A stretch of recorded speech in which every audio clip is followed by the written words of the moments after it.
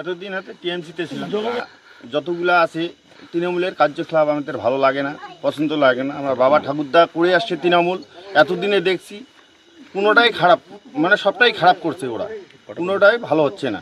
তার জন্য তার পরিবেশের থেকে আমার তৃণমূল ছেড়ে বিজেপিতে যোগ দিলাম। 16টি পরিবার জয়েনিং করলেন, তখন মানে কতটি ভোট হবে? 50টার মতো। 50। রঘুনাথ অধিকারী।